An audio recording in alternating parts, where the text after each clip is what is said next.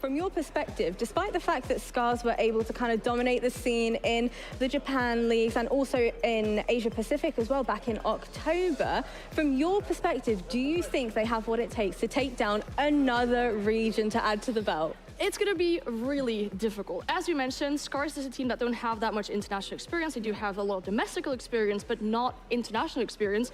They do have some good players that we will have to keep an eye on. For example, Reg is named as one of the better fraggers on the team. They have a good IGL and Pyeon, but still, taking down SI finalists from last year, that's a really, really big hurdle. Yeah, Rek is known as the bulldozer in Japan. In direct translation, the bulldozer.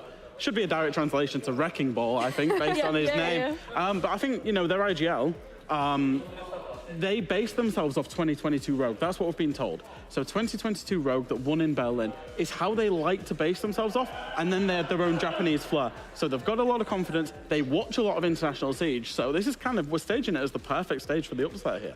Now, I'll tell you what I'm really excited about is to dive into this veto, kicking things off with our best of ones. Fresh, I know how much you love best of ones. Talk to me, what are we hoping, expecting from this match? I love a best of one, and the thing is with the best of ones is I think generally W7M have got the bigger map pool. You know, I think they've got 6 maps that they are absolutely elite on. So in a best of one, you're never going to get them away from them 6 maps because you can only ban 4. Now, we're going to go to Oregon, but I still think that's pretty smart from SCARZ because, you know, they banned away the chalet, they banned away the clubhouse, they banned away the maps that W7M are known to be absolutely prolific on, and they've got it back to a baseline map of Oregon. Even though W7M like it, I think it's a good map veto. Yeah, for W7M, they lost it in the deciders of the Brazil League against Phase. It was their decider back then. But then for SCARZ, they've actually won it. They played it during the finals against Northampton, and they won it, so they have a pretty good track record on this map, you'd say. Well, I'm excited to see what our 2 fabulous casters, Dev and Mandy, have to say about this matchup. Shaped up around the top floor. Seems like they are going to dedicate themselves to this top-down clear, utilizing the vertical, making sure that W7M players can't come back up through the basement floor and locking them down on the bomb site. Now, if you're new to watching SCARZ, enjoy all of these names. Really, we enjoy them so much. We're gonna bear with us if we make any mistakes, but you know, we hope that we get it all right. Tayo on screen now in the Capitao. The real challenging one is Sledge Washoy. Big fan of him. Honestly, I love this team so much. They have been phenomenal through the Japan League, and they've been pretty good throughout the start of this round. Now just working on opening up hatches. That meeting hatch has been made short work of. And the Banshee on the rear stairs as well. Yeah, so look, they've gotten through the easy part of the round. I think we'll just put it blunt like that, right? They got given a long map control, a lot of free real estate. The hard part now is making the execute work. The defense of W7M is pretty fortified here. The mirror windows are going to prevent this front push from happening from inside of Freezer and Laundry, and then the back is being held down by these Banshees and a setup an elbow that's actually quite aggressive onto Pyeon here, who's just seen it jiggle peeking out double windows. So SCARZ problem solving is going to be the telltale for if they're able to convert. It seems like they're going to go for a more back-sided execute as they shape up to drop that E-box hatch. And yet we still have players elsewhere as well. One at the bottom of the Laundry stairs, one in Freezer. Very separated, but here comes the Capitao, and this could be the key ingredient. We can see the drop is about to happen in the electrical hatch as the Hibana goes down and Washoy goes in. The opener is for Nade, but it is even now as SCARZ have managed to recompose. Nade finding another makes this pretty awkward now for SCARZ as the Japanese once again respond. It's up to Rek and Tayo now with a plant position available and time to work with. Tayo starts forcing that down, and it's all on Rek here to cover. As the push comes through from Felipox, he loses his life, and it's up to the Lion himself, KZ, to clutch up in the 1v2. He's made it a 1v1. He's opening up a rotation. It's a game of cat and mouse with Rek in the advantage, but KZ can't get it done. The first round is for SCARZ. That was a really impressive execute there. I actually called that one completely wrong. I thought they were going to go for a back-sided push, but they actually brought the Capitao and the diffuser down to the front, and what they'd done was they used the firebolts to flush out the 2 power positions where those mirrors could be and made sure that there were no defenders on the bomb site, and it completely vacated Tayo to be able to go in deep and look for a plan off the back of the entry kills that his teammates were able to get. So really well played there from SCARZ. It's not every day that you see a team able to take a basement defense, look so nice and clean like that, but they play that to perfection. Otherwise, the defense could run around circles on him. Love the patience that we're seeing from SCARZ. In W7M's opening game, they only dropped a single round, and here we go. Another big pick for Rek. 5 kills in the 2 rounds. You've taken down the best player in the tournament so far in KZ. Once again, Rek is getting the last laugh, and W7M are starting to realize perhaps we may have underestimated this Japanese roster. They're doing a great job so far at setting themselves up for this master side take of the map. Being able to put the pressure down below will eventually force Philippox to make a move. Is he actually going to try and fight Rek and Tayo down there? I think the challenge here for SCARZ is being able to get the diffuser inside of the site, right? Or inside of the map even in the first place, because there is still some pressure from inside of Attic, and that closet wall is still open. JV taking down Pyeon is not going to help their cause. Yeah, okay. You blink and you miss it. A massive turn of events, and the C4 from Philippox shuts out Rek Herds to find his second on the round. As a quick exit from W7M as they recompose. Nice attempt there from SCARZ, but it just fell apart. In the post plan, so SCARZ having the man advantage really came to play as the execute's going down. Another pick for Herds doesn't make the mission of SCARZ any easier now in 3-on-5, but thankfully Tayo is able to claim one back. Yeah, KZ's having a rough game so far. He committed to the fight, and Tayo peaked it perfectly. Now in comes the Capitao, the Incendiaries, and the Hibana's SCARZ to try and counter these mirrors. For Pyeon, he wants to drop down this hatch, but he'll be very vulnerable. He has to time it with his teammates. And he does go down, but guess what? It's Herds there. A quad kill for himself and a quick cleanup. It's all that she wrote for SCARZ that round.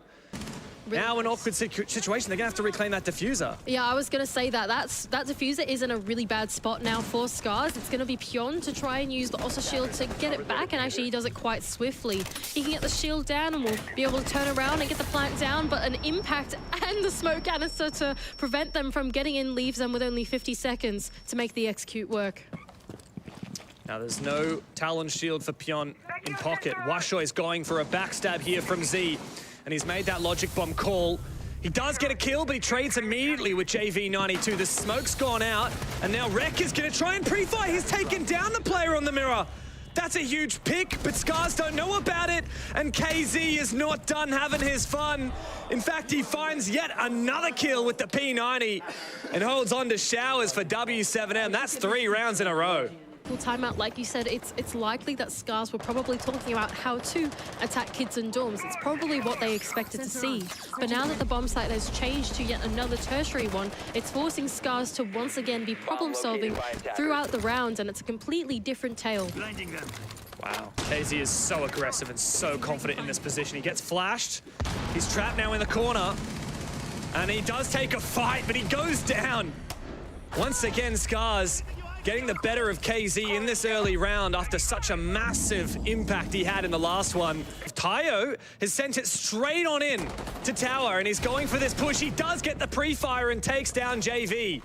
Now the numbers advantage, well, it's brought back once again as Philippox is keen for a trade. Pyeon pushing into his position, but time is ticking away, and SCARZ show absolutely no intent of going for an execute. They need to find some kills, and W7M are exuding patience right now. Yeah, nice idea from Tayo to try and claim it back and pinch with his teammates, but with no time left to do it, it's simply too late for SCARZ. W7M now with 7 seconds left on the clock can probably close this one out.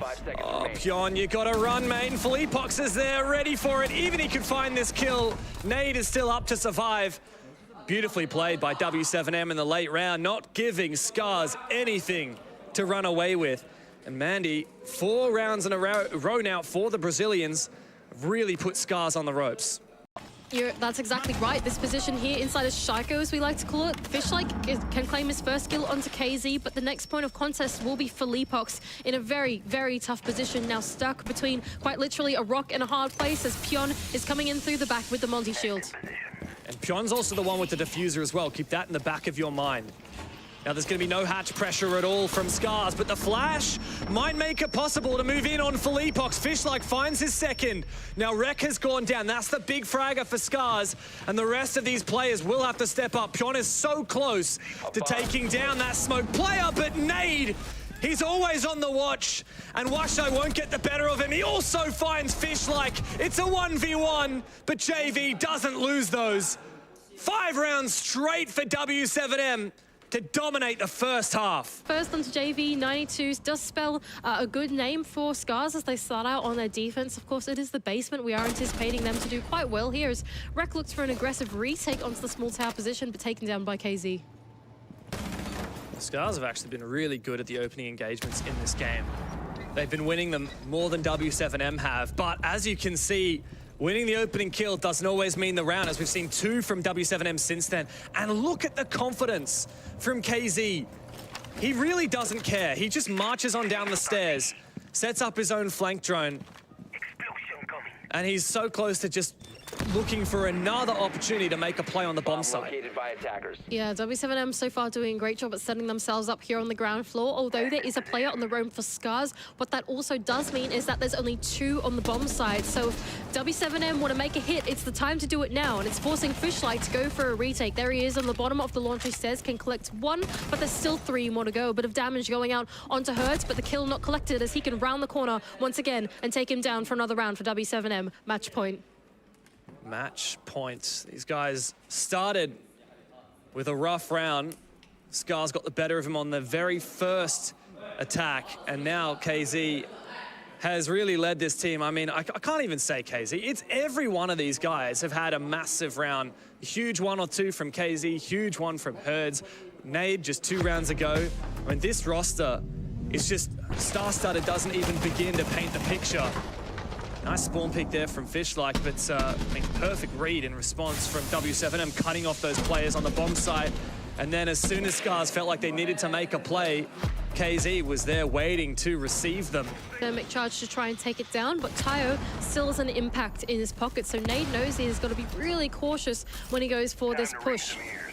You can hear it ring out in the background now, but it doesn't seem like Tayo has been able... Actually, it does seem like Tayo has been able to trick the second one too, so I think that means that the wall is staying closed for SCARZ. JV did find a kill downstairs onto the Mozzie, and he spots out the second player. How does KZ find 2 on the side? Finds 3! It's all up to Pyon. The 1v5 to trickle down to a 1v3, but the task is surely insurmountable. Herds claims the victory for W7M in a dominant 7-1 over the debutants of SCARZ, and they will continue their playoffs run here. We'll break it down after this quick break.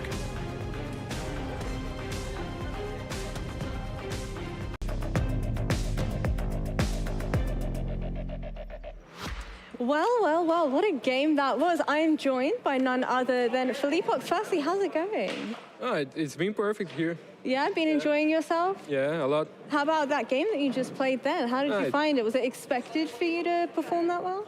Yeah, we didn't know much about the SCARZ team because they didn't play major or invitational. But yeah, it was easy playing against them.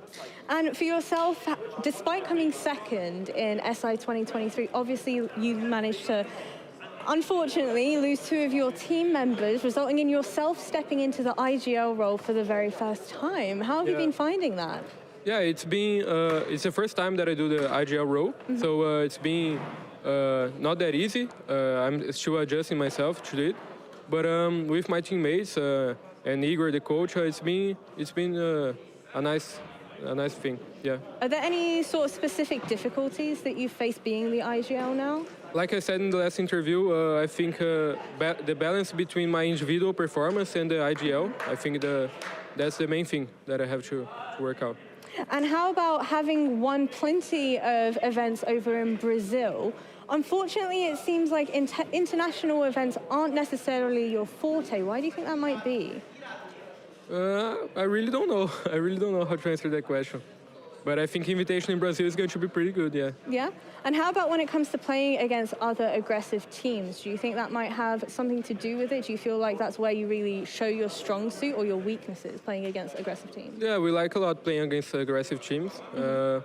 But yeah, playing against safe teams like them, like they play today, like pretty slow, it's pretty easy too. Okay, and how about what's next for you guys now, moving on forward? What does preparations look like, practice schedules and things like that? Now we are probably going to scrim today, for maths probably, and wait for the next game tomorrow, who our opponent is going to be. Yeah. Is there any opponent that you really want to face? No, anyone. Anyone and everyone, you ready to take them Yeah. on? All right. Champion have to defeat everyone, right? Amazing ethos, as it were. So thank you so much for joining me, and best of luck moving forward. Thank you. Going up. Oh, I'm joined once again by my fabulous analyst. Firstly, what did you make of that game? Watching it.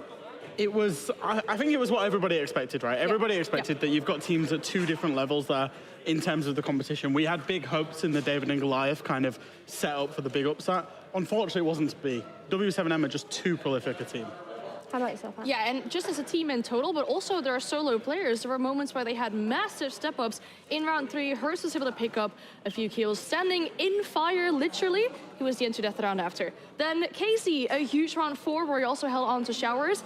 Very big impact, but also was entry death after. So good performances on the side of W7M, but even if that one player does not step up, there's a whole team around them to support them in towards the victory. I think the problem is, like, when you're going up against W7M, there isn't an obvious way to beat them because their strategy is good. They've got the best gunners, some of the best gunners out of Brazil. Their map pool is massive. What are you supposed to do as a team in terms of beating them, especially when you're a team like SCARZ, who have such limited international experience? That will have been a huge learning curve for them, and I'm sure that they will go away and learn from it.